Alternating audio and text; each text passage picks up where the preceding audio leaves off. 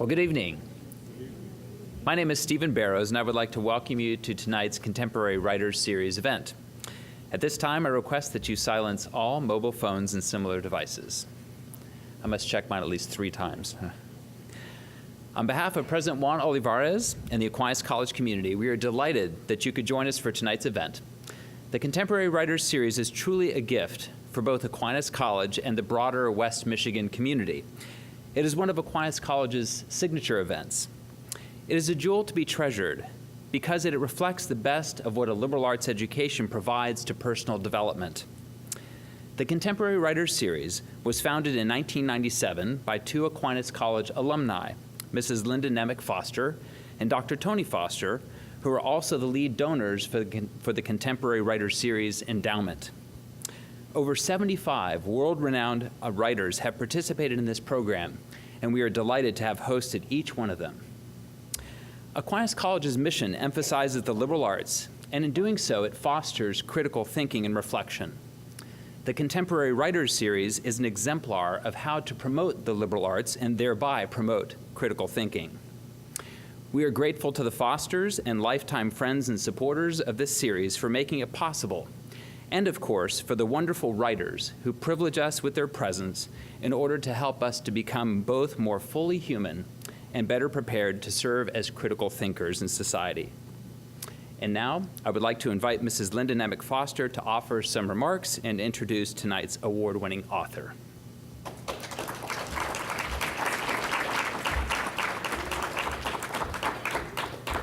Thank you so much. Can everyone hear me? All right. Thank you, Provost Barrows, and good evening, everyone. I'm pleased to see you all here. This is a lovely turnout as we continue to celebrate the 20th anniversary of the Contemporary Writers Series here at Aquinas College.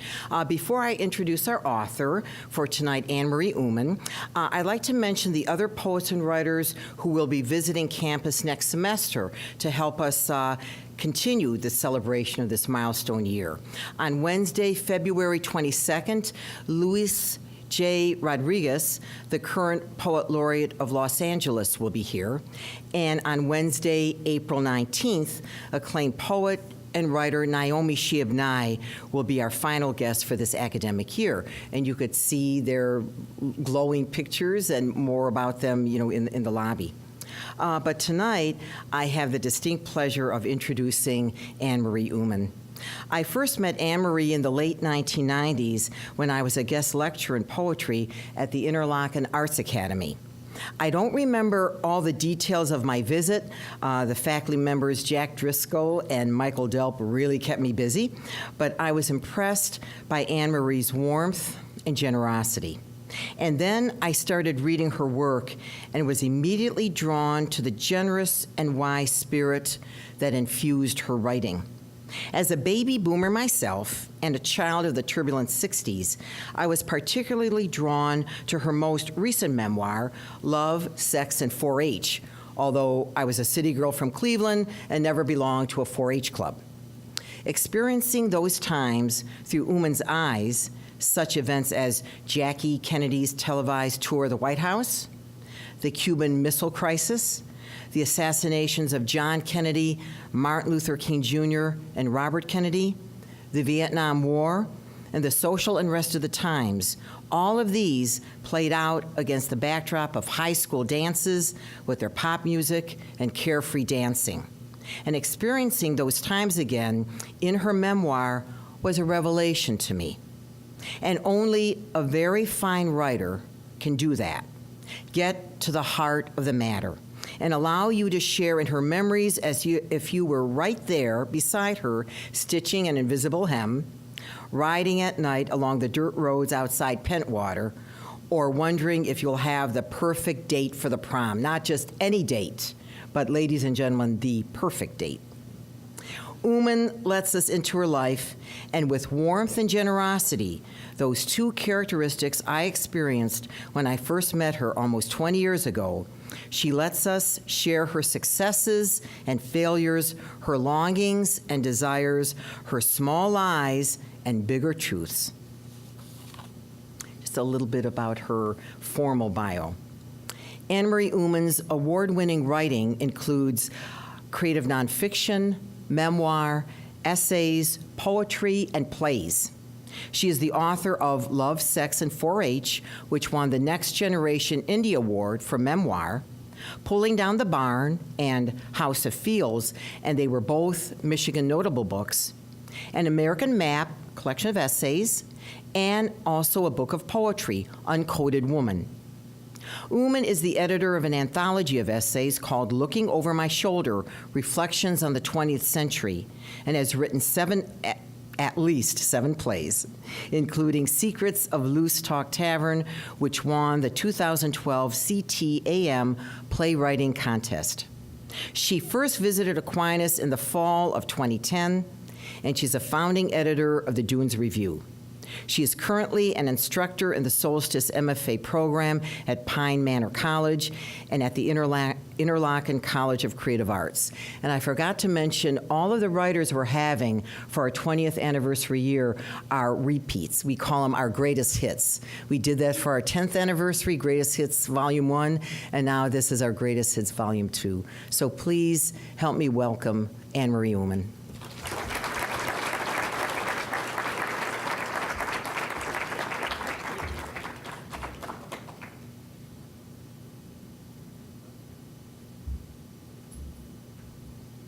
Thank you so much, Lynde and Provost Burrows. What a beautiful introduction. Thank you. Thank you. Welcome, all of you. I am so honored to be here. Can you hear me? Is it a little louder? Okay, I'm getting a little closer here. I'm so honored to be here. As I said to the students today, you are so blessed to have this place. It's a beautiful campus.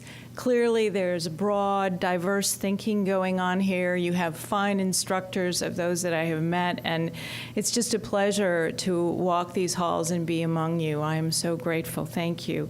And happy, happy anniversary to this Contemporary Writers series. It's an incredible series. To carry something like this on for 20 years is pretty astonishing. So special thanks to Shelley Rocheffer and to the board and to Todd Mercer and Micheline Kelly, who have been hauling me around all day, and especially to Lynde Nemec Foster and Tony Foster for their foresight and vision. Thank you. I'm going to start, I always start, or try to start my readings by reading somebody else's work, because that is a way of entering into the community of literary thinking. And so I chose one of Lynde's poems. And this is called In the Vicinity of Orion's Arm, Orion being the constellation. And it has an epigraph, like the star beaming past its death, from Robert Wrigley. And think about that for a minute, because it's going to be effective in the poem. Like the star beaming past its death. It goes like this. Every day we die a little more. My young son doesn't believe me. With the telescope he got for Christmas, he points to the stars, unfailing lights of the past, as examples of how difficult it is to kill anything. Infinity has not yet begun to trouble him. As if Pascal's true fear of the eternal silence of the heavens was all a hoax. How can I tell him he's wrong? That death is one theory of celestial movement and there is no other.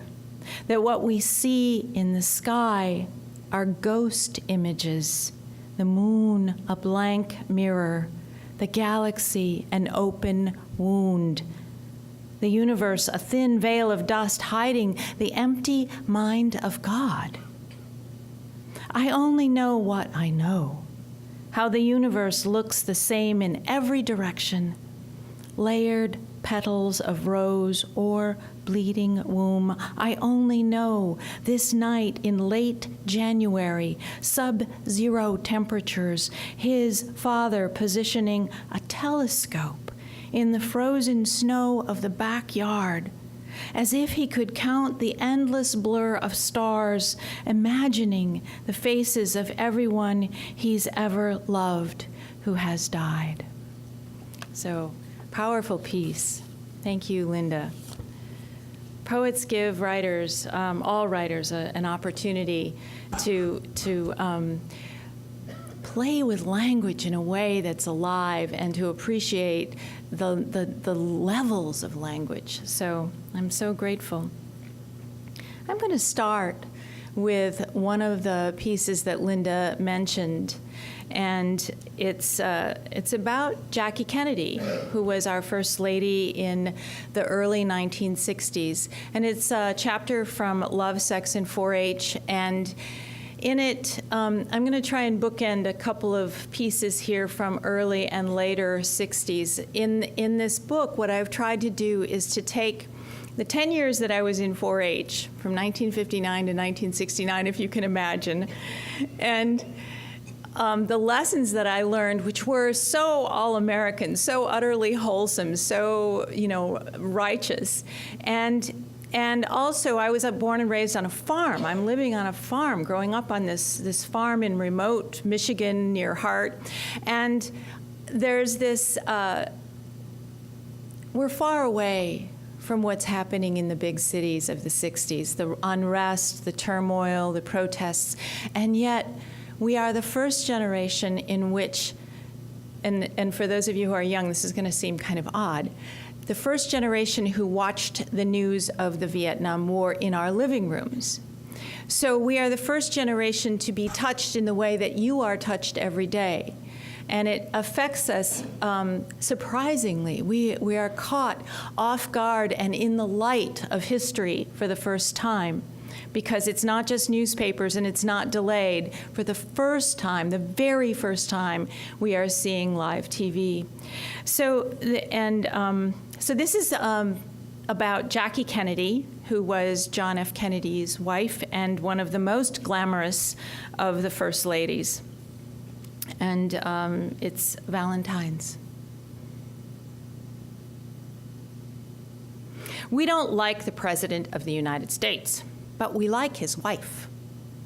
She likes antiques and old things, and my mother gives over her political grudges, that hard-nosed conservatism that runs through farm families in old bloodlines, to take notes on old dishware and rare lamps. She gathers magazines and newspaper articles about historical furniture. But tonight is special. The First Lady will be on TV. My mother and I sit side by side at the dining room table. She is cutting out a pattern for my sister Mary Jo, laying it out like a map of the world. I am cutting Valentine's, but only when she's pinning the pattern, because we have only one pair of scissors. My brothers have lost the others. We trade off using the scissors. I cut out the cheap Valentines. Why couldn't she get the shiny pre-cut ones? And worry about Valentine's Day. She cuts the pattern for Mary Jo, my little sister's new spring dress for church. While she pins the next piece, I cut and write notes on the Valentines. We trade. Outside, winter light fades over our barns. My siblings play in the snow. Dad has taken them sledding so she, my mother, can make this dress. Be my Valentine, your friend, Anne Marie. I add notes to these disappointing Valentines so that my favorite friends will know I really like them. And the kids I don't like will still have a Valentine, even though I'm not sure I want them to talk to me. Then there is the other side of the coin. Will anyone give me a Valentine? What if there are none in the envelope with my name on it that hangs on the bulletin boards at school? Or what if they are homemade? I hate homemade ones. Even though my mother says they are more meaningful because someone took the time to make them, I hate homemade. This kind of remark, I have learned recently, will make me feel guilty. I am supposed to be a better person. But Valentines are a terrible worry. Who to give to and who not to give to, who cares for me and who doesn't. It is a battle of who and who not to love, who to be loved by. It's not really love, even I know that, but it feels as important as love. It gets all screechy inside of me and I hate it. And then on top of that, I feel guilty for not loving everyone, even some of the girls in my 4-H club. I would like to talk about the Valentines, but my mother is busy with the pattern, which is a complicated one. Maybe it will be an Easter dress. I can see that this will take her attention, and she will be impatient if I ask now. I wait for the scissors for the special TV show about the White House, which has been put together by the First Lady. The TV has recently been put on a cart so that it can be rolled from the living room to the dining room where it is tonight. At last, my mother glances at the TV and the clock and then turns the knob on the old zenith. There is a static moment. I put down the scissors, pick up the pencil. She returns to the table, studies the pattern, picks up the scissors. The screen clears.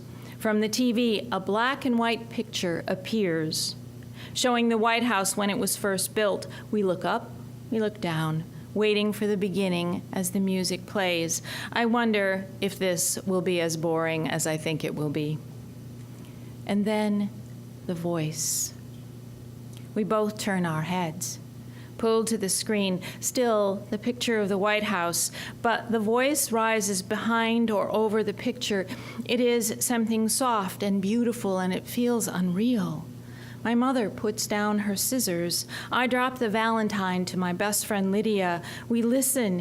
Here is a saint's voice, plainly explaining the history of the White House. But just like a saint, saying something without words.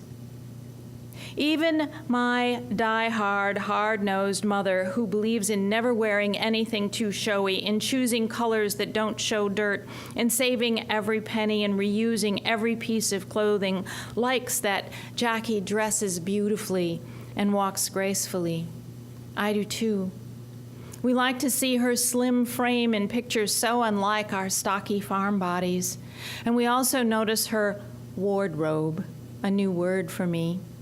We pay attention to her pillbox hats with little veils and her Chanel suits. My mother shakes her head at how much money those cost. We study her beauty, not quite sure what to do with it because there is so much of it.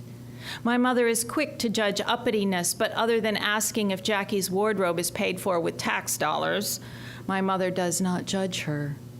Instead, she watches, and so do I.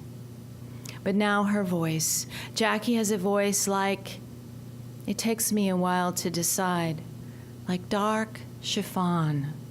She speaks carefully. Words become flowers, delicate and slow to bloom. This is how the First Lady becomes Jackie, a whole friendlier thing.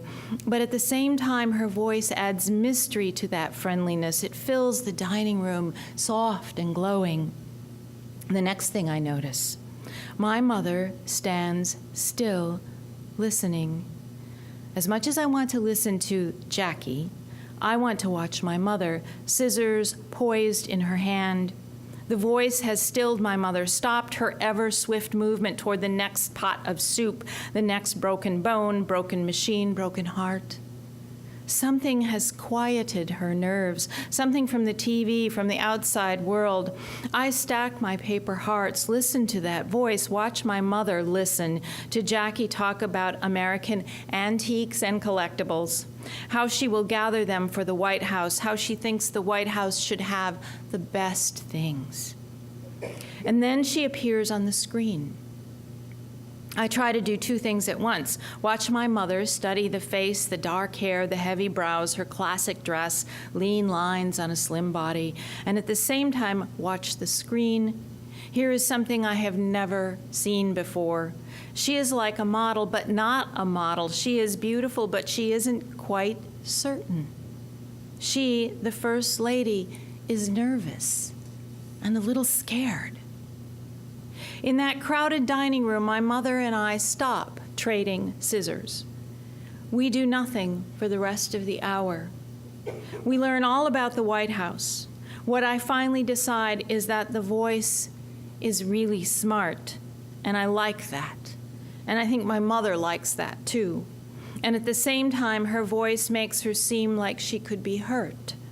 She seems like someone who is, I search for the word, shy, but doing something brave.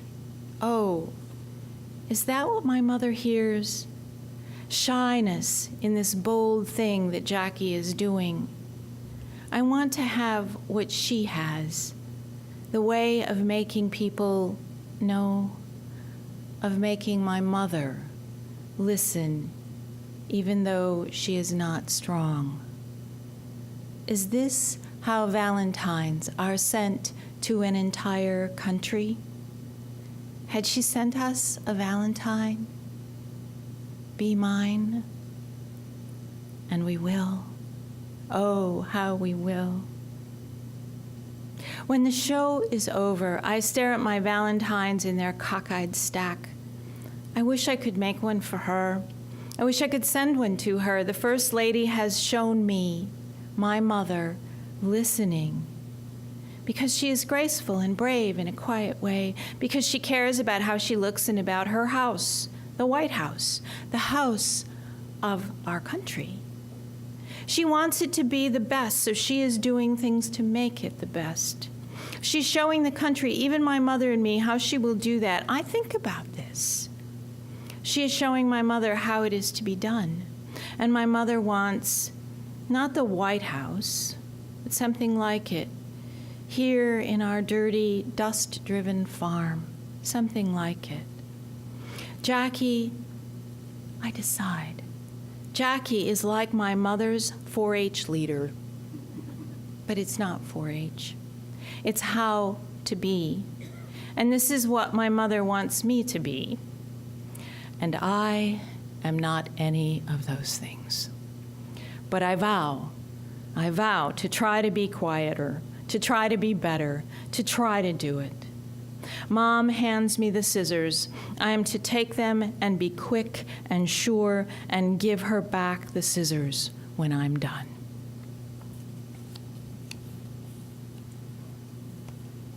So that's the early in the Kennedy administration in the early 60s.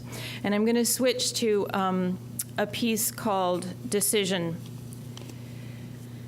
And it is takes place in 1963.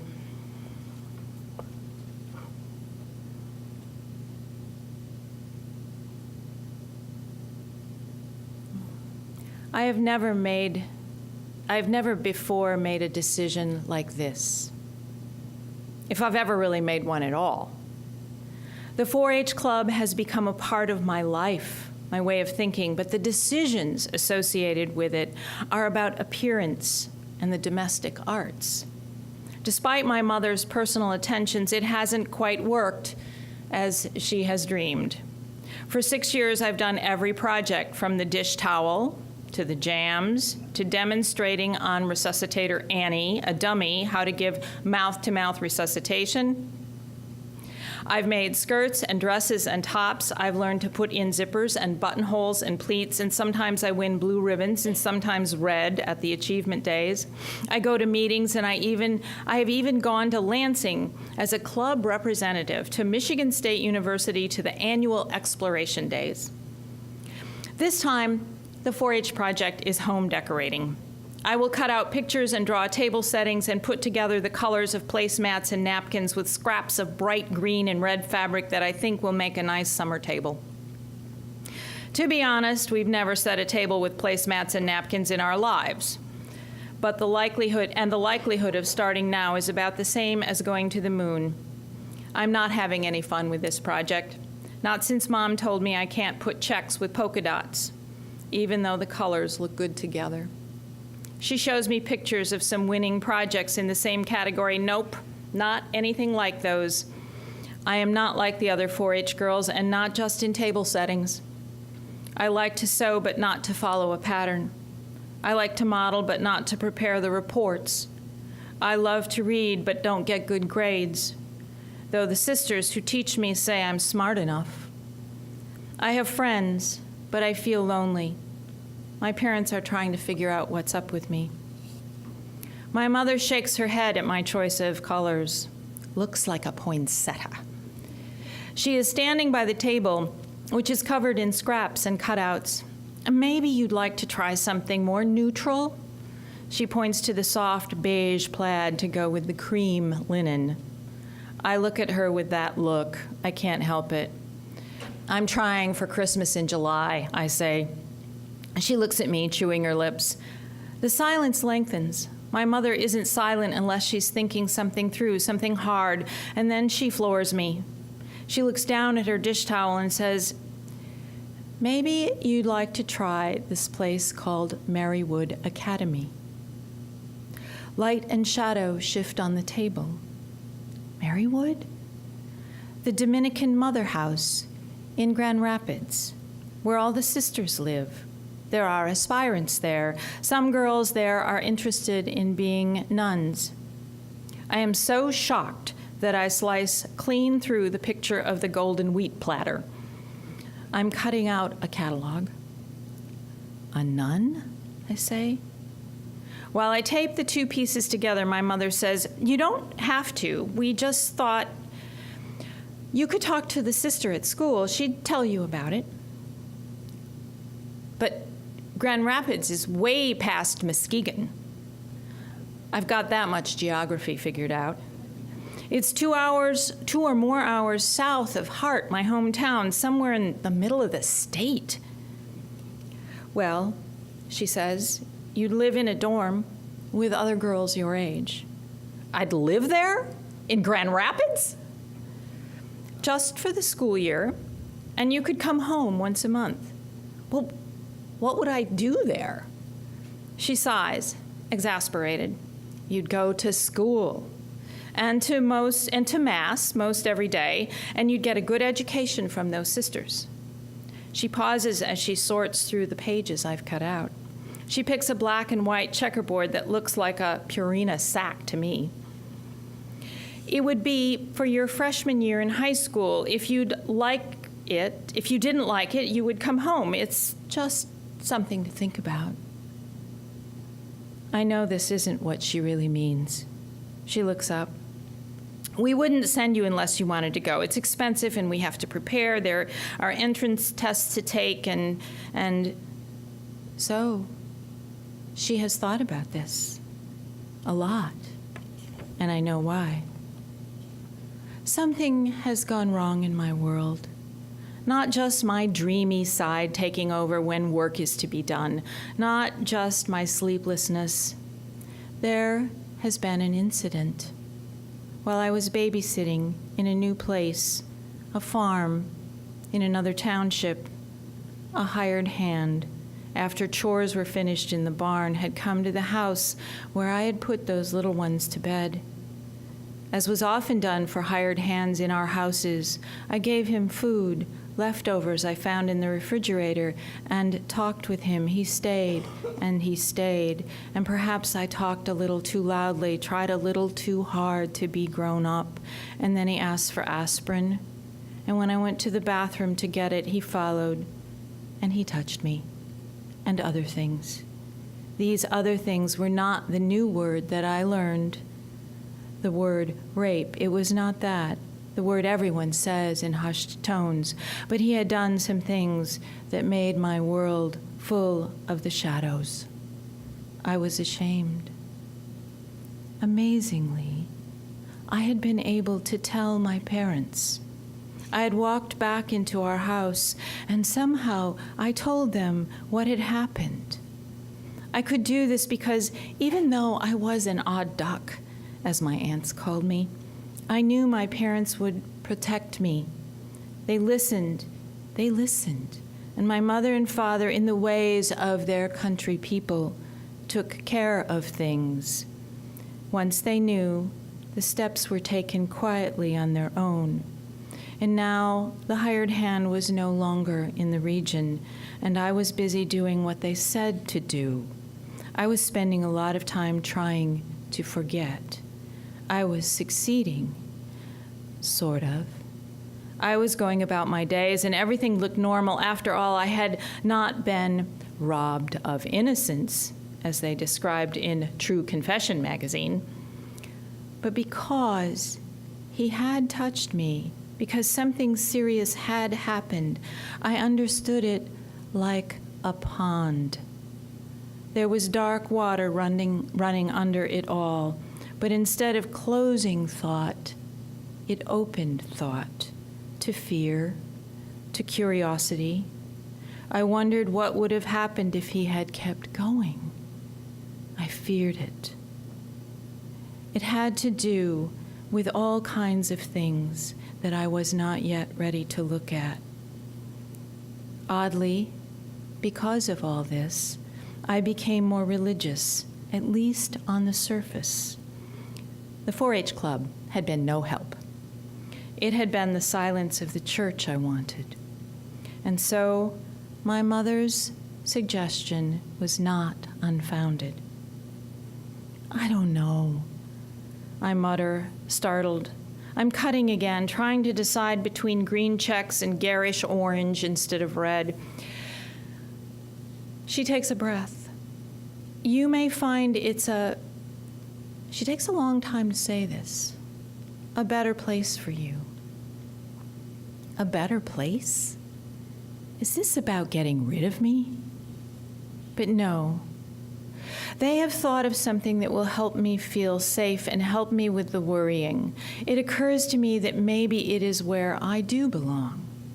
I am interested not so much in the nun part, but in the idea of someplace else. Just an idea, she repeats as the days pass. But once the idea is there, it floats around the rooms and wafts after me at school. I like the majesty, the dramatic rituals of the church, and prayer means something to me, so maybe I would find something I am good at there, something more than reading and daydreaming. But I look around at all the fields, at our beautiful old yard and worn barns. I elbow the oak dining room table covered with projects. I think of my little sisters and even my brothers.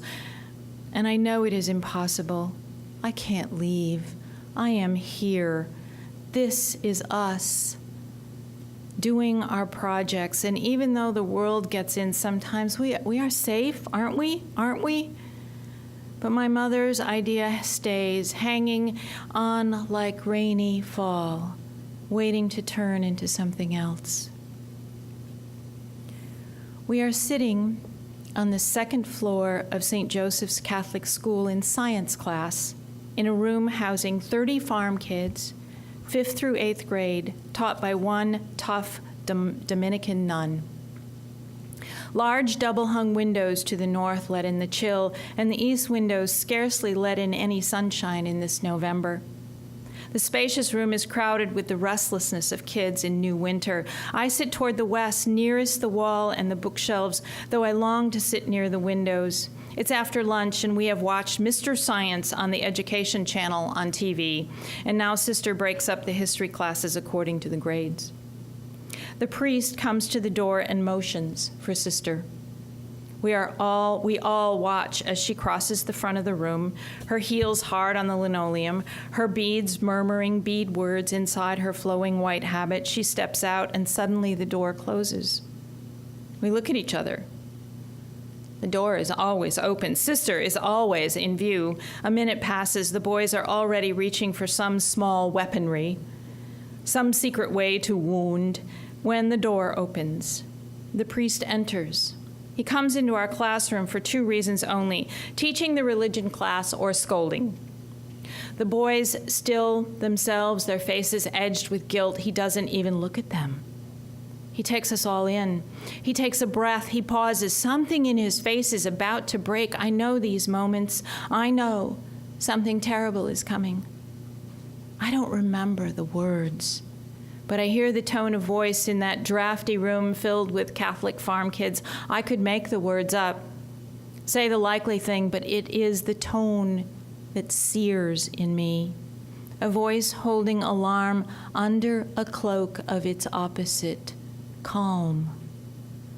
I had heard that tone, rhythm, pitch of voice, placed just so every time I had been told of a death. He tells us, that our President Kennedy has been shot. I sit up at my desk. We are not sure how to react. Many of our parents do not like this president because even though he was Catholic, farmers are not necessarily Democrats. But we know by the way Sister stands by the door, holding her beads at her side, her lips moving even as she listens, that here is seriousness. Here is something far different from liking or not liking. We can almost smell it, sharp and acidic. There it is, the danger that enters through the ears and goes straight to the nerves, every one of us electric with alertness right there among the catechism books and the saints' posters. The priest leads us in the Lord's Prayer, Our Father, and then he is reaching up to the TV stand in the corner, flipping on that TV, turning it up. That voice, that same voice everywhere, every voice on every channel as he turns from channel to channel, that voice, that rhythm, that quiet pretend. The mask danger wears until it wants to show itself.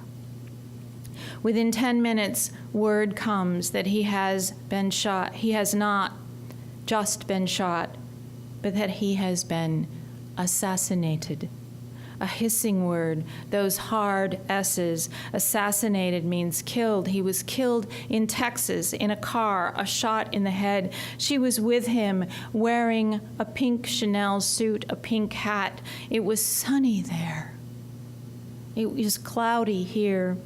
Gray, spotted with flashes of sky. We had Mr. Science that day. We had felt safe learning about, what was it? The composition of water. The buses take us home early. 2 days later, at Sunday Mass, we pray for the Kennedys, for Jackie and her children, for the new President Johnson, who is sworn in on an airplane, and for the dead president. Out loud we pray, Lord, have mercy on his soul. We pray for real, for our country. It seems strange to me that the words in the 4-H pledge for our country are now everywhere in church. A crossing over, leaving church, everyone is gentle with each other, and some women cry. I know the farmers will pray while they feed the animals and while they walk the fields. We have gone quiet with this praying. After church, while Mom irons a white tattered tablecloth for Sunday dinner, the table is bare, waiting to be set. Nothing is spread there, no sewing, no button basket, no mending or even fruit to be peeled, not a 4-H project in sight. Our table, bare. The TV is on. It has been on since he died, though the sound is turned down low. My dad is asleep, having worked a night shift to make extra money. He is worried that the assassination will give people a chance. My brothers have been sent to the barns where they may or may not do their chores. I don't know where my little sisters are. My mother and I are alone in that dining room with a bare table. The TV is on and on and on. The man who killed Kennedy, Lee Harvey Oswald, this man is to be taken to a prison. We want to see him in person. I don't know why we do, but we do.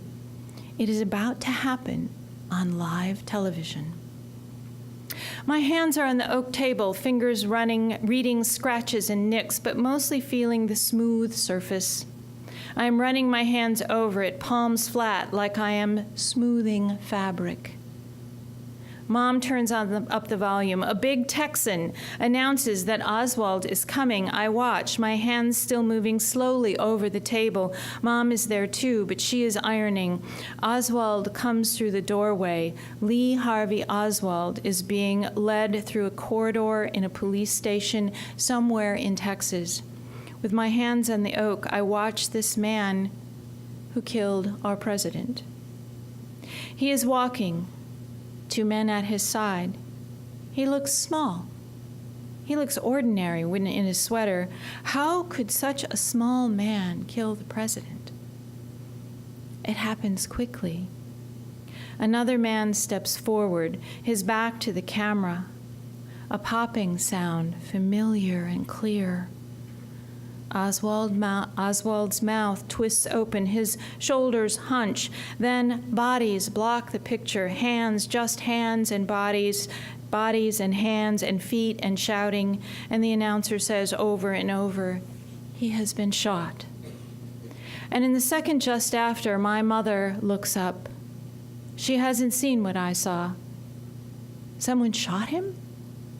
I nod. I can't speak. Oh. She sits down. My hands are on the bare table. I can't seem to take a breath. I have just seen a man killed on TV, and it feels like I have seen it for real, but not for real. The two feelings are running side by side. This is real. This is not real. This is real. A man was shot. This man was shot. Finally, I inhale. I don't know what to do. I turn to ask my mother, should we pray? Should we say the rosary? And my mother, my deeply religious mother, says, not now. Not now. She doesn't want to pray. She just stares at the TV. We sit in long silence, listening to wild voices. The words run through me over and over. He has been shot. "Are you okay?" she asks, suddenly looking over at me. And I feel so grateful to her that I want to cry. But I nod and then I say, I feel bad. Confused by my own words, I try to find the next one, but she says, "Me too." And she turns back. And the look on her face is not calm, not angry. My mother is scared. To keep my hands from shaking, I trace the grain on the table. It swirls and moves and swirls and moves. We are here, I tell myself, here in our plain dining room with our plain table with nothing to clutter or cover it. No project, no food or clothing, no buttons or scissors, no pledge to head or heart or hands or health hovering in the work. There are only these lines, narrow and wide, dark and light, some straight, some wandering, some lost. I have seen a man shot. My mother is afraid. Nothing is safe, not the president, not even the president's assassin, not home. I don't know what Marywood is or what it means, but it is not here. Is it then that I decide? I trace a single line with my finger. The bare wood is full of motion. Here and there, a knot like a single eye stares back. So I read that in this time to maybe demonstrate a little bit about survival, to empathize momentarily with anyone who is not feeling safe. We have been through so much, and we will be again, and survival is in our blood. Hang on to that, all of us, all of us. So, a little bit more, just to show you there were happy times.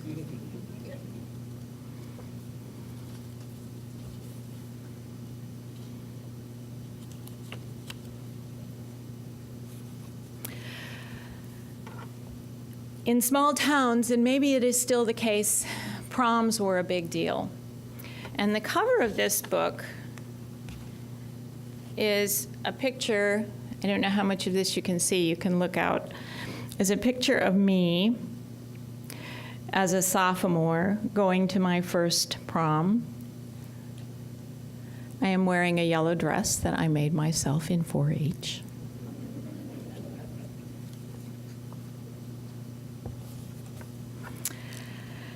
And of course, it was the time when you only took a few photographs. Photographs of us, the yellow dress, my expression, pink against yellow, serious as hell, sallow. Finally, into the car and the ride to the castle. We would be not townies and country kids, but prom goers, promenade. Earl and I would parade through that spring dusk into the gym and join a gang of kids caught in ties and tight shoes. It was a rough unity. We would drink sweet punch and marvel at the ungymming of the gym to this year's theme, Brigadoon. And we would dance, shaking our bodies to sweat and breathlessness. The band would turn up the volume and loosen the very air. We felt wild. We were tame. If we had listened, we would have heard not the dirty vibrations of those oversized speakers, but the underpinnings of that particular culture shaking loose. Outside of that gym, beyond the town and the lakes, civil rights workers demonstrated, a war escalated, protesters marched against that war on both east and west coasts, but we were of the Midwest. Or rather, not quite the Midwest, but the Great Lakes, and not even the great cities of those Great Lakes, but a small town set inland of those inland seas. In that moment, what we heard was not the march of change, but the beat of Aretha Franklin and Jimi Hendrix blaring out the open doors and over those newly plowed fields. We would be blind for a long time, but music was the first way we blew our minds.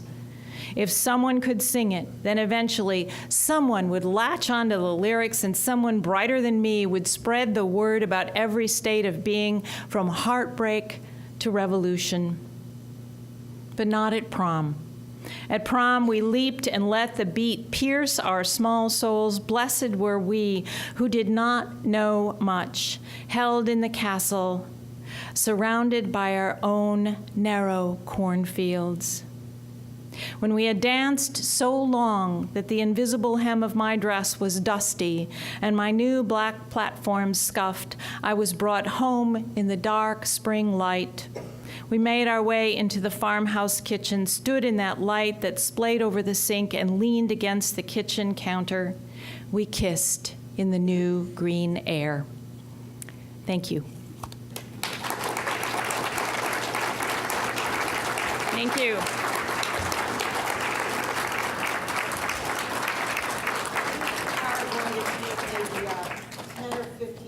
For your questions.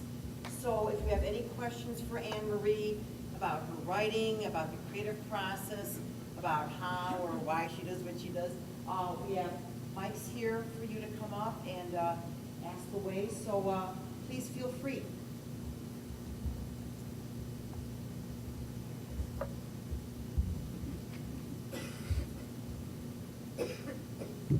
I have a question. Oh, hi. And I'm from the class of 1966 at Marywood Academy. Oh, my God. Did you keep a journal when you were young? The detail of your poetry is extraordinary. I was just mesmerized by it. So I just wondered if you talk about your writing process. Okay. Thank you. Did everyone hear the question? Yeah, okay, good. Thank you for that question. I have always been kind of a scribbler, but I don't think that is particularly why I remember detail well. I think detail is available to all of us. Sometimes we say, I don't remember something that well, but you remember the rudiments of something. The other thing you can remember is the likely detail, and you can use that likely detail.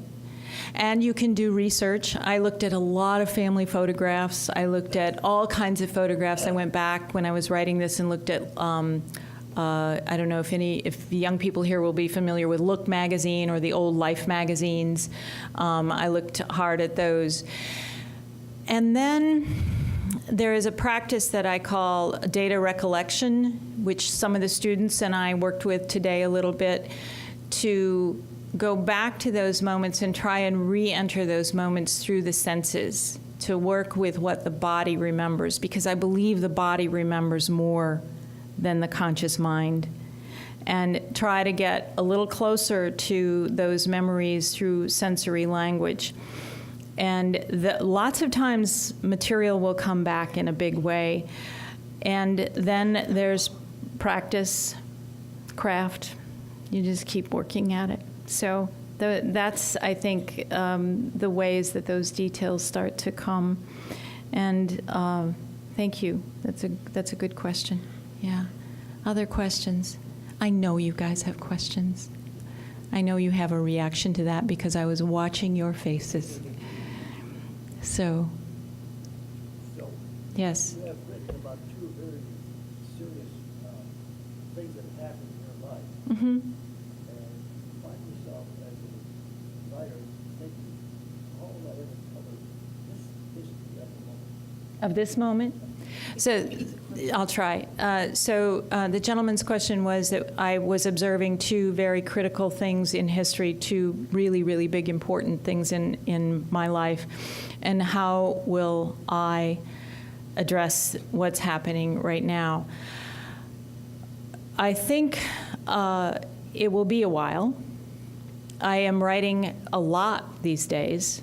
I'm trying to write the details of what I'm observing in not just the national news, because that's being covered, but what I'm observing in us, in the way we're thinking, the way we're talking, the way we're reacting, and I'm trying to write a lot of that down right now because I think that it really might be important. I don't know how I will use it or if I will use it, but the journaling process is ongoing, and it's important for all of us to be aware that we live inside history. All of us at any time, not just this time, but at any time we are living inside history. And it's valuable for the future to say something about how we felt or what we saw.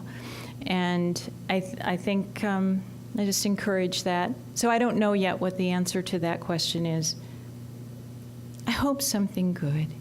I hope something good. Yeah. Yeah, Mickey.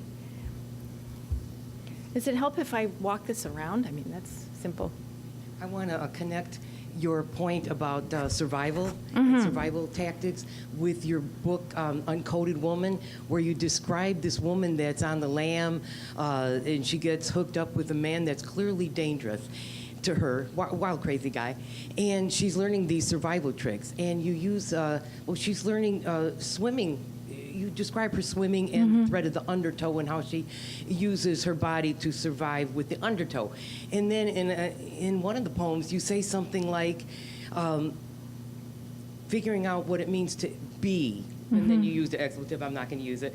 Figure out what it means to be, where I thought you meant what it means to be human, to live a good life, is the undertow to figuring out how to survive. Yes. And I wondered if you thought they work against each other, if survival requires a lot of tricks, self-deception, or in her case, degradation.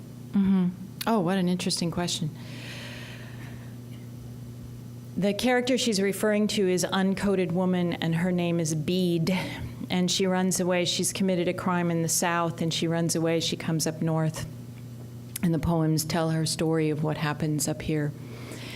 And for her, having been raised in a culture that degraded her, I think the survival skills that she has learned are probably not the best ones to begin with.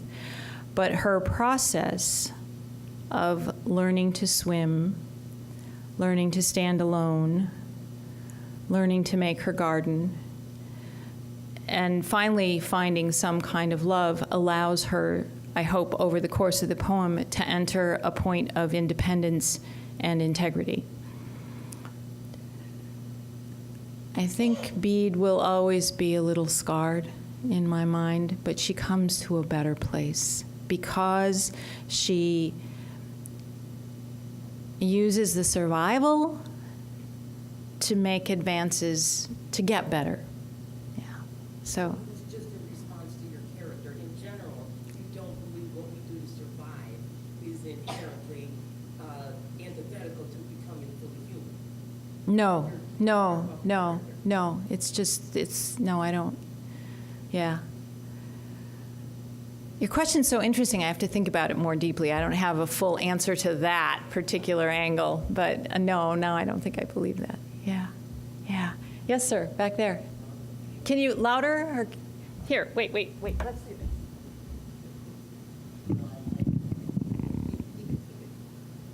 Can we walk around with this? Does that work better? You mentioned that Jackie Kennedy's speech and that the whole Kennedy family kind of had a big influence on you as a kid growing up in the 60s. What is your opinion on a new movie about Jackie Kennedy coming out? What is your opinion about the new movie about Jackie Kennedy that's coming out in a couple weeks? I'd love to see it. Find out. No, I've just been thinking. He's asking about, since we were so influenced by Jackie Kennedy in particular, what we thought of the new movie that's coming out, and I have not seen it, so I can't speak to it. I think it would be an incredibly challenging role for an actress. I mean, I would really like to see. So thank you for bringing that up. I appreciate that. Yeah. Yes. Yes, Rich. I knew Anne Marie back. Is this on still? Yeah, it's not very loud. But I knew Anne Marie back in the 80s. I guess. Yeah. My question, Anne Marie, is: it seems like survival is becoming a theme tonight. Mm-hmm. In your survival through childhood, teenage years, 20s, 30s, beyond. Mm-hmm. Way beyond. We won't go there. How have you relied on your spirituality or, say, reliance on God? Has that changed? Is it in flux? Mm-hmm. Talk about that. Yeah, it's always in flux. For me, I can only speak for me, spirituality is never static. It moves into all kinds of doubt, belief, change, shifting. I explore spirituality deeply in many ways, not just biblically. I read other sacred texts for other people. I adventure into philosophy. I try to explore ways of thinking beyond the sort of traditional spirituality, but I never doubt the impulse toward it. It is always there in me. It's always eager to learn the next thing, to find the next thought that will take me beyond the norm. So I think that's where I want to stop. Okay. Thank you. Yeah. Somebody out there, hands up back here. One more question. I went to Marywood for a year. Yeah, I went to Marywood for a year. I was way too young to be thinking about being a nun. And the prom scene comes after that. And I enjoyed my year there immensely. I felt like I learned how to learn while I was there. The Dominican sisters were incredible teachers, absolutely incredible. And I came home, and I was pretty sure that I wasn't nun material. I was probably bound for something else. You're welcome. Oh, wait.